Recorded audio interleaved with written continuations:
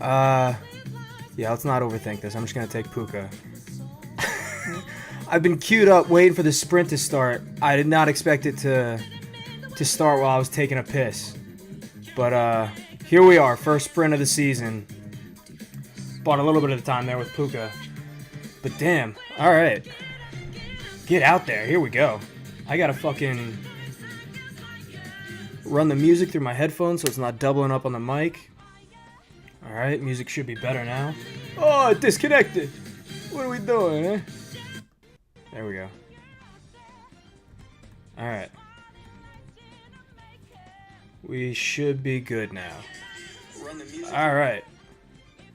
Gonna put this up just in case OBS crashes like it did yesterday, because that was TIFF, and I had no idea until after the stream ended that my screen was just paused on a random pick while the camera was still running. You could still hear me, but the draft was paused. The window capture failed. Alright. We got Puka. Happy with that. LA, who do they play 17? ATL? Oh, hell yeah. ATL, baby. Perfectly happy with getting London on this turnaround if we can. I'll queue them up, but I'm not going to hard force LA off of Puka. I'm pretty content just running Puka solo. London would be good.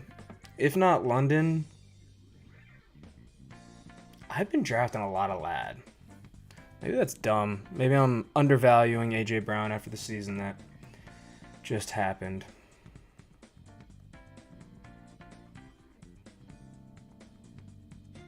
I don't know. Let's go lad just because I know I don't have any Puka lad combos. I probably have like one Puka A.J. Brown. And then I can play off of... I haven't played off of LAC Houston much either. But without Nico, that can be a little tougher. I don't know. Something to think about, though. Can certainly do that. Alright. Let's rearrange all these picks so we have some semblance of an ADP order. Alright. Mixon did not follow. But yeah, I'm going to stay pretty open. I'm not going to hard force any of this queue. For now, still going to let the draft come to me, unlike yesterday where I had like a prime stack I wanted to take advantage of thanks to the draft position that I had. But damn, yeah. I didn't even get the fucking underdog alert on my phone. Taking a piss, came back, and the draft was running. Alright. We should be good, though. Alright. Next picks. 32 and 41. 32, great number. What are we looking at? I don't know that I want to...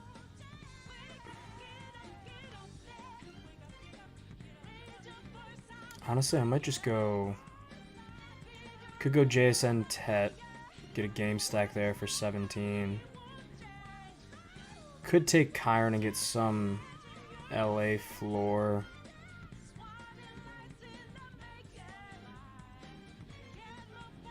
I mean, the Chargers do play KC, which makes Worthy a decently valuable pick if you just want to try and advance. Then you could move into Mahomes later, do a weird... Where's Sutton go? Because Denver is not too difficult of a team to stack into, but I would... No, I'm not going to draft Sutton 10 above. I'd be banking on Sutton falling. If Tyreek falls here, I'm taking him. Same with Marv. Allen we'd pass on. Not taking McLaurin on this team, I don't think. Alright, but we do have Marv on the board, which I'd be happy with.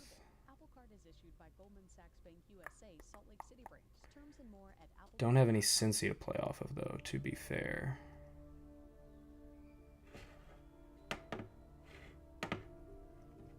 Alright, looks like we will take Marv. Interesting that he took Kyron. I'm taking Marv, and I'm not going to think too much about it. I mean, JSN is tempting, but give me Marv. Is Chase Brown? Yeah, already off the board. Alright. It's fine though, especially with, we now kind of have a Houston game stack going on. But I don't want to reach for Mixon. Because we have Houston playing zone of 15 and Chargers 17.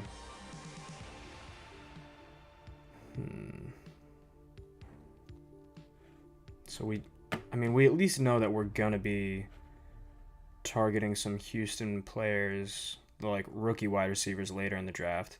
I don't know how heavy we're going to dip into that though. Because I do not feel the need to push heavy on it right now. Even though it does make a little bit of sense.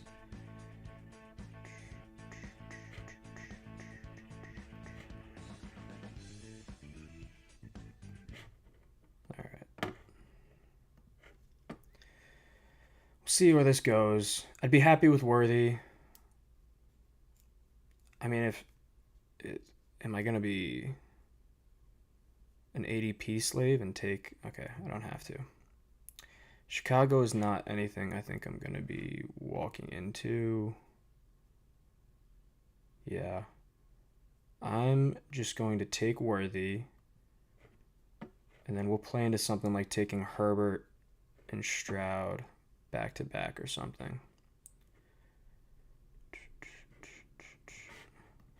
Music! What happened? There we go. Alright. OBS still chugging along. That's good. Alright. So that's the vision now. LA and Houston stacks. We have LA playing Houston and KC. Houston will be playing Arizona and who's the other team? The Chargers, which I already mentioned. So I'm fine with that. We get a weird kind of 17 double stack that not too many people might have their hands on. A little bit of support along the way to advance. If Sutton were to fall to us, we could consider going KC and moving off, just going lighter on Houston, but that's a question for when we're on the clock. Otherwise, I probably do go Mixon since we need some Houston exposure. I mean, we won't be taking it from the wide receiver position until much later. We also need a back. It'll be back heavy. These depends what the board looks like, but we're only taking one more receiver in the next 3 picks, most likely. I don't think I want to take Pickens for one game. It doesn't feel great. Well, Mixon is out of the picture. Carolina doesn't play in anything, and I'm not that big of a Hubbard fan, so I might be taking top wide receiver available, and then I'll figure out running back the next pick. I mean, Harvey is there. My next pick is what, though? 66? All right, if Pickens goes and Hunter's there, I might just take Harvey for security. They're both there. This is tough. I can't take Pickens because I know I'm going to be taking the Houston receivers later. That's ultimately what my decision making is going to come down to. And now we get a little bit of exposure to that Denver KC game through the running back. Obviously, if somehow these top wide receivers now fall to the next pick, I can't avoid the ADP value. But for now, knowing I need a running back and I have a fair bit of wide receivers I'm willing to target later, I'm not going to hard force it.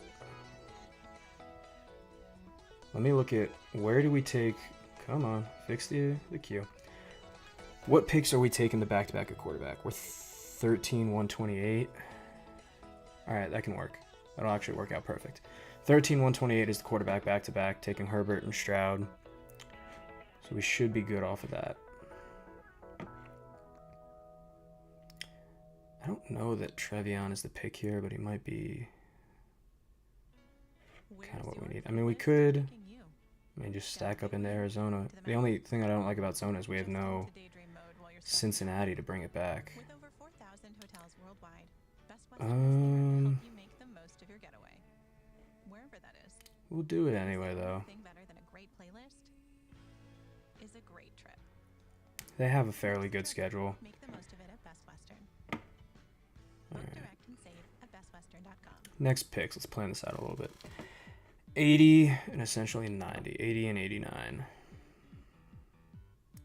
89, we're going to be taking Higgins. We theoretically could take Mooney to play into Zona a little bit better. It's not the worst decision, and then we're pretty set at wide receiver. Wouldn't have to stress too much about taking the rest of the Houston wide receivers, just kind of banking fully on Higgins. That's my soft plan. We'll end up at a 2-6. Not the worst. If Caleb Johnson or Judkins are on the board, I will be taking them, though. And I'll just take probably Higgins over Mooney, even if both were still on the board. So let's set up for that, just in case I have some semblance of a decision to make. I have multiple Q options. Otherwise, I forgot about Pacheco.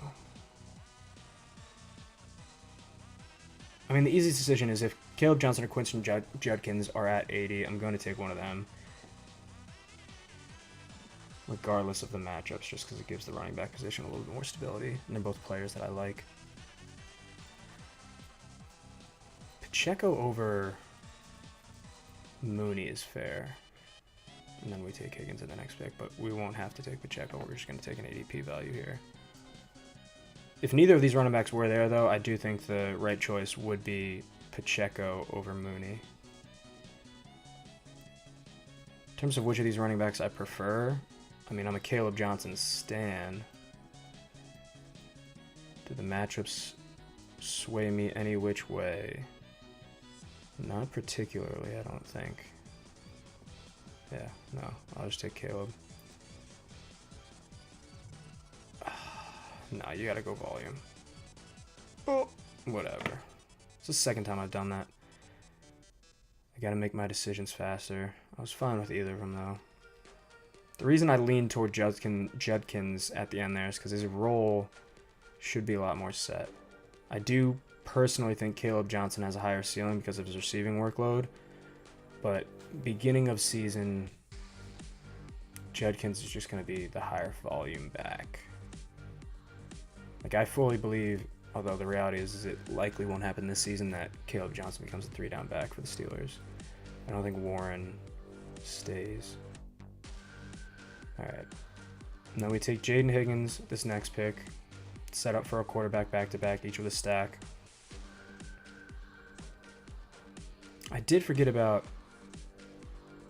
So I might have to walk that back. I forgot Atlanta plays the Rams 17. So if neither of those running backs were there, you could really justify Mooney over the other ones. But I ain't too stressed about it. I'm almost confident I'll be taking Pitts. Praying for some tight end ceiling.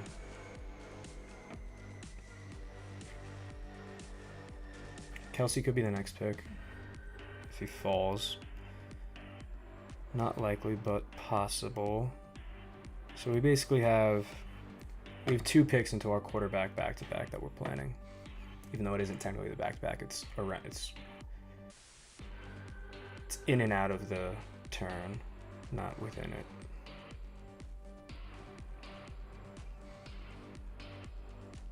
Who else would we be looking for here? We do need to figure out tight end. If Kelsey isn't there, I mean, Ingram could make sense. Not a ton of sense, though. I can only be stacking off the one game.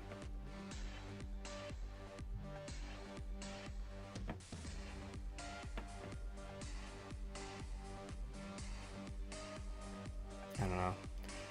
This is what I said yesterday, though. I'm more than happy to let the tight end position kind of fall to me.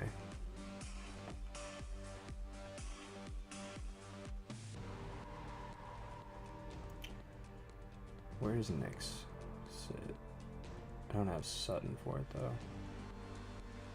I pass him? Yeah, he's all the way at the top. Okay. Kelsey gone.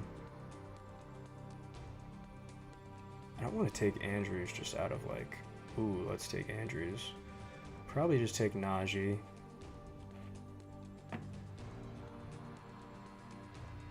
Basically just super premium handcuff with some standalone. Doesn't play super well into Harvey's bye week, but I'm not gonna overthink that. And it further stacks the big 17 game for us, which is gonna be Houston, LA. Not to say that there isn't value in getting more of them for the KC game in 15.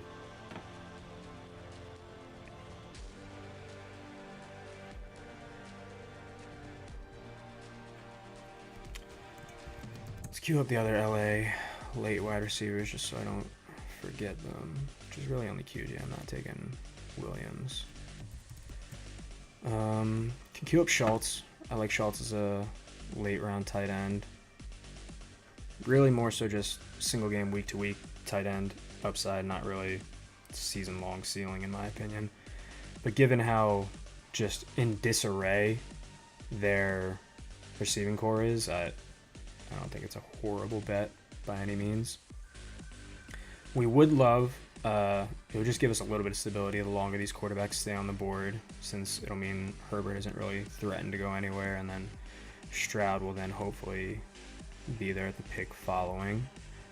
Yeah, this is probably just Trey Harris. I'm not going to overthink it too much. If he isn't there, I really don't know who I would favor into. Right, because it's 13, 128, 1... Oh no, I lied. This is the pick I have to take Herbert if I want to get both him and Stroud. So, bye-bye Trey Harris. Gonna have to hope that you have just an okay rookie season. Yeah, we're gonna go... I think it's better to go Herbert Stroud than Harris into something else. I mean, Herbert is what? 22, it would be at 28. Let's just take Herbert. I'm not going to overthink it. I'm going to stick to the plan here.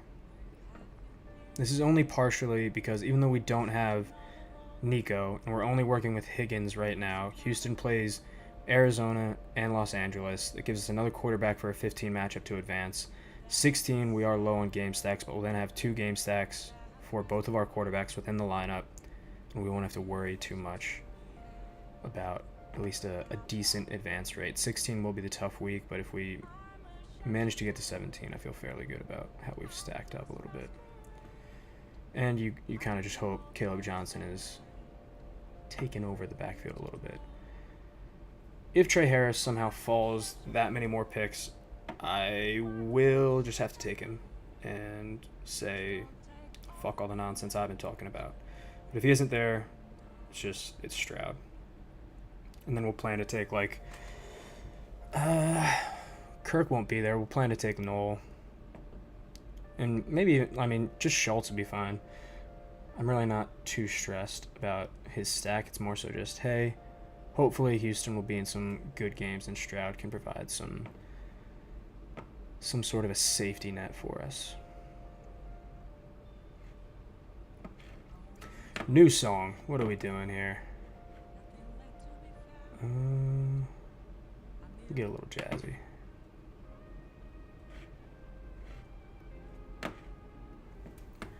Alright. Stroud's still on the board. Let's hope he stays there. Teams with 2 quarterbacks in front of us should be a fairly good sign. Alright. I'm going to hope that Stroud gets there for us. In terms of other tight ends, is there anyone in this range that I would consider? I mean, Loveland is like one of the few tight ends in this range that I do think has that like big time upside for you. But to be honest, I just don't really see it as the option I want to go with in this lineup without any semblance of a game stack. But Biggest thing with tight end is certainly not the game stack. It's like, hey, can this tight end be a top 5 tight end? Otherwise, there's no point drafting Tucker Kraft compared to Dalton Schultz. Like, the weekly point differential is minuscule in the grand scheme of things, and most of your teams that are going to advance in any of these tourney fashions are going to be by a pretty vast amount. Like, your team is more likely to, the advancing team is more likely to vastly outperform the rest of the lobby than it is to, like, barely scrape by. Still good on OBS? Hell yeah. No fucking crashes today, baby. 4 picks and then we'll check in on that 8-hour draft I accidentally joined into the other day. Knowing that we're going to take, because I'm fine with Raven McLeod too. QJ has moved up, but I'd honestly rather take Algier. Can remove these.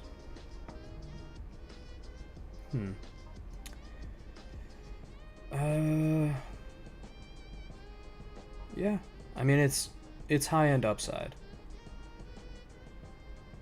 I'm going to ignore the... People tend to overreact to those little tickers.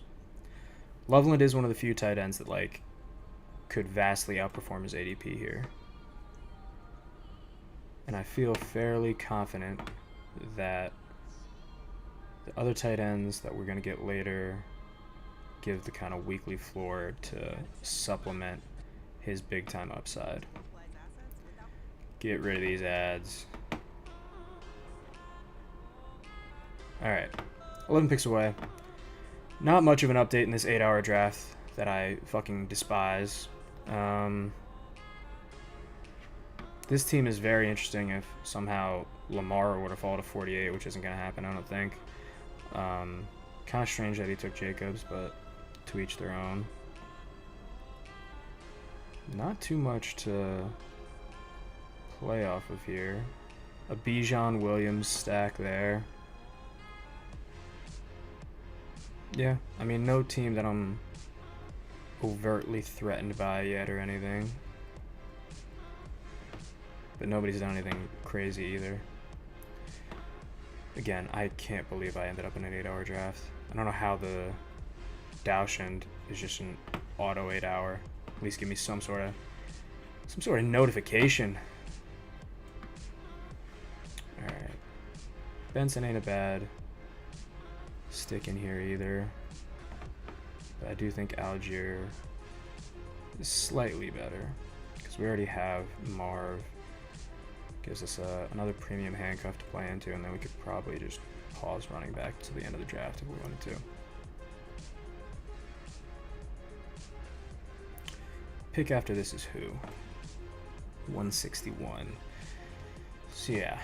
I mean, if I'm going to take Noel, which I am, the question then becomes, do you want... Nah. You can't go Pitts. I don't want 2 tight ends on bye week 5, I don't think. Not that that's something you have to overtly avoid. Fuck, do I take Benson?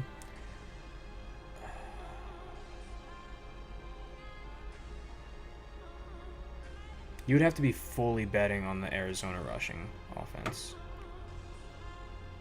And again, this is a full ceiling based thing. If James Conner is hurt for more than like a game, I think we're already like, yeah, I don't really see it. Taking Benson there raises the floor in the event of a James Conner injury, but it doesn't really make sense ceiling wise apart from that. If the rest of this team were like absolutely godly, you could justify something like that, but otherwise I don't think that's the play. And then we're gonna go Noel here, get our 6th wide receiver, and then we'll play into some of these later tight ends, of which Dalton Schultz will be one of them. I don't think I want to draft where's he at? Honestly, I don't know why Higbee's so low. I don't know why people think Terrence Ferguson is going to do anything this year. He has upside in his career, but as a rookie, I don't see him taking away meaningful snap share. Looking for Tyler Conklin. I have no idea where he is. Conklin is like a maybe pick, just in case there's absolutely no one. But yeah, this pick will be null. After that, we're looking at 176 and 185.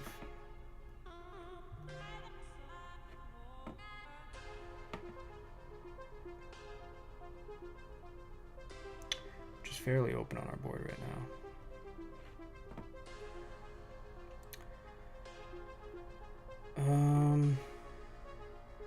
Honestly, it would be Gesicki because of the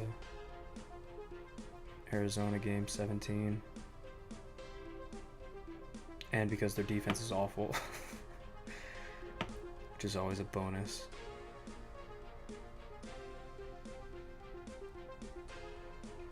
In terms of taking, like, from a basic premise that I'll just quickly touch on, the reason there's no shot I'm taking a third quarterback in this is because this is all ceiling. A third quarterback would certainly raise the floor.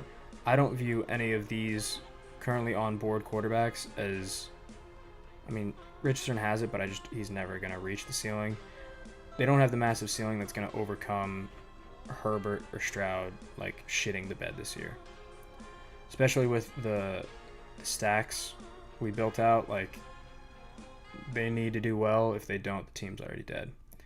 Third quarterback won't necessarily save that, and even if it does, I don't think it gives us the firepower that we would need to actually do anything after advancing.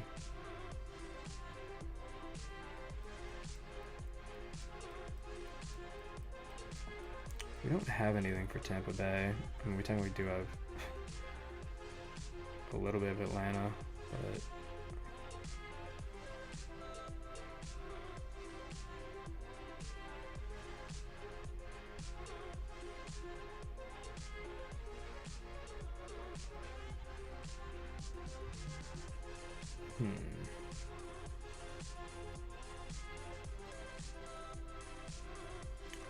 I'm going to close out running back with another premium handcuff, and we aren't taking Hunter. And the finality of this will be one receiver, two tight ends. Likely start with Schultz, see who else is available. Be fine with Freiermuth. Okonkwo ain't bad. I think Juwan Johnson's always pretty underrated. But we'll see where we land here at these final two picks. I'm just happy I got my first sprint.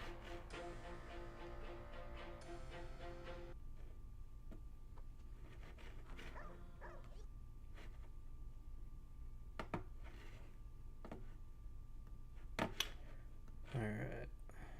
Come on. Finish this ad. Give me some music. 5 more seconds. 5 picks away. I mean, it has to be Schultz over Freiermuth, even though I personally like Freiermuth more, just because of the way the team is built.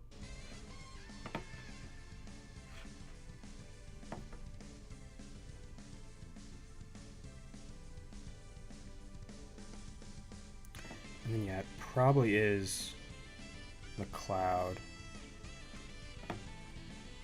as the wide receiver, and we can take him with the final pick. So it's, I'm gonna go back-to-back tight end. I think probably avoid Conklin, take McLeod at the last shout.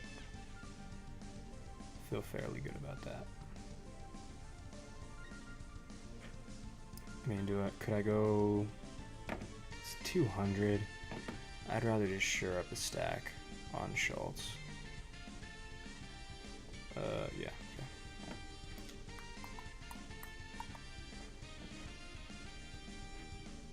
Okay. Devontae Adams off the board.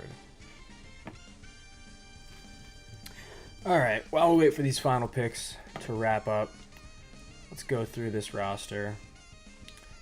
Started off going Puka. Went with Ladd over... who's the... over A.J. Brown, who actually fell 2 spots further. Just because I'm a Lad fan and I know I don't have any Puka Lad starts in like any draft of mine yet.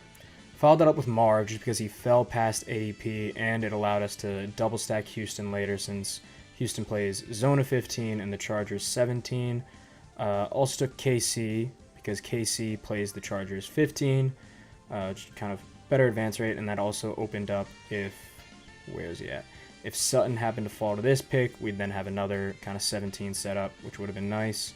Could have played further into that. He didn't, but took RJ Harvey instead. He needed a running back. He does have a fair amount of individual ceiling if he takes a large portion of running back target share, like a lot of Sean Payton running backs have. James Conner, mainly just because they play Houston. They also play Atlanta, who Puka plays 17, but we really didn't get too much into Atlanta. We will the final pick just kind of as a flyer wide receiver. Took Caleb Johnson just because he was so far past ADP and it helps shore up the running back room. I mean, I know I said I didn't want 2 week 5 tight ends earlier, but the cost basis for it is significantly less here if Freiermuth is there. Otherwise, I think I'd just take Juwan. All right. Muth. Let's go back to our analysis.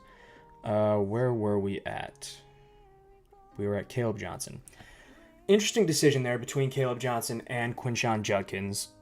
Judkins, more likely than not, has some better kind of early season volume stability than Caleb Johnson does. But I'm fairly certain that, like, I mean, the Steelers love Jalen Warren. He's not going away by any means, but, like, I just think Caleb Johnson is good enough to, like, eat up more and more of that target share. Well, not target share, just volume. So we'll see how that goes. Next pick, we then went to Jaden Higgins, just planning for this back-to-back here with Herbert and Stroud.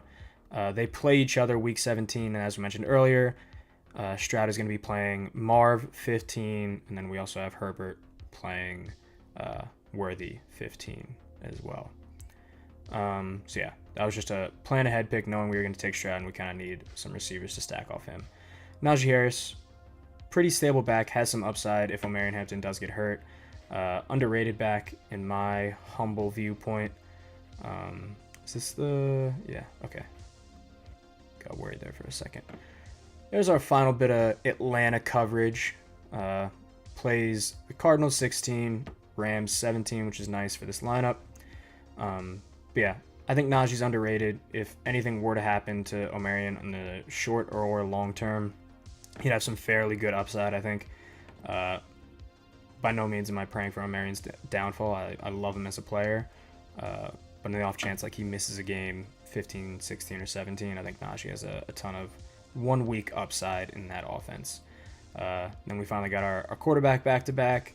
Took Loveland here simply because we had yet to take a tight end. None of these players around on the board were anyone that I was super in love with. And I do think out of these tight ends, Loveland is the only one that has like true top 5 tight end upside. If he weren't there, I probably would have ended up taking Ferguson since Dallas does play Minnesota, or no, Chargers 16. Thinking back to the other day. So that probably would have been the pick, but in terms of just, kicking me out there, boss. All right, let's move back into this draft view. In terms of just pure individual ceiling, Loveland has the highest out of any of these tight ends. Algier, forgot we had a little bit extra Atlanta coverage there, but Algier, premium handcuff.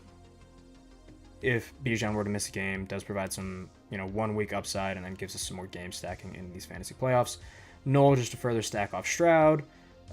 Roshan Johnson just because I personally like him as a player. There's no Chicago game stacks here, but it allowed me to just kind of close the door at running back. Allow us to take these 2 tight ends here who I fairly like. Schultz, I think, is decent. He's mainly going to be a TD dependent option, but with how up in the air the receiving core are, he's nice, especially whenever you get Stroud.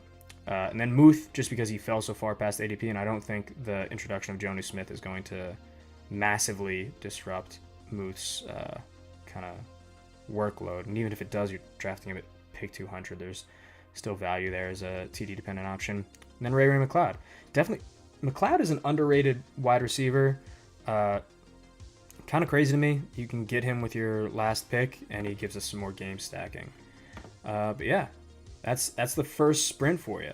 Definitely not one that I was expecting to do, but I fairly like it.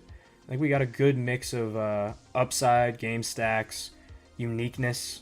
So I'm fairly happy with it. But that closes it out for us. I'll see you boys tomorrow.